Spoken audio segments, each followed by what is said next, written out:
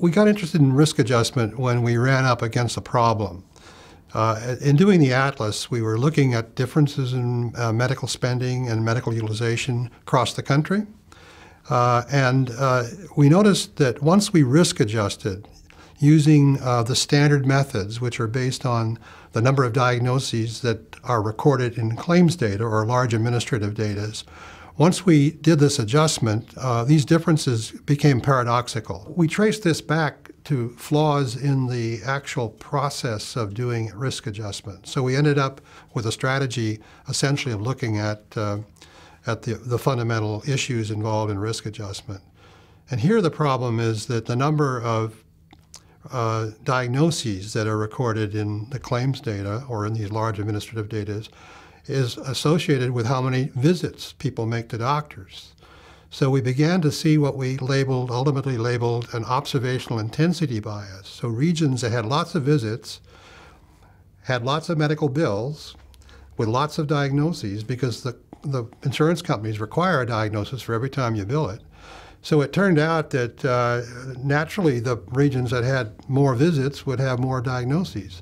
And the really fundamental question, is this reflecting underlying burden of illness, or is it an artifact associated with the frequency of visits and therefore related with the supply of medical care? They found this fundamental flaw, if you will, in the standard methodology of risk adjustment, in which when you applied the standard methods, what you essentially were doing we were adjusting for the practice behavior of the physicians and hospitals and not about the illness of the population.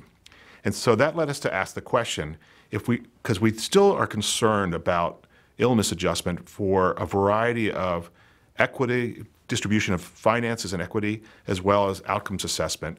And so our question was, if we're concerned about that, because you do want an apples-to-apples comparison, what other way can we adjust for illness that doesn't have this problem of this conflation of illness and practice behavior? And that led us to think about alternative data sources, which were not part of the practice of medical care, ideally would be coming from the patients themselves. And we found two key data sources that we wanted to evaluate. One was the census data, and then the second one was something called the Behavioral Risk Factor Survey, which is an annual survey done by the CDC. 60% of the variation in age, sex, race, mortality explained by obesity, by smoking, by self-reported illness, by frailty, hip fractures, and cardiovascular disease as measured by strokes. That's where we get our 60% of the variation explained. Yeah. Coming back again to the U.S. context is that Medicare is an example. Medicare has a managed care plan they call the Medicare Advantage. Medicare Advantage uses this standard methodology called condition categories, or HCC, as a risk adjuster.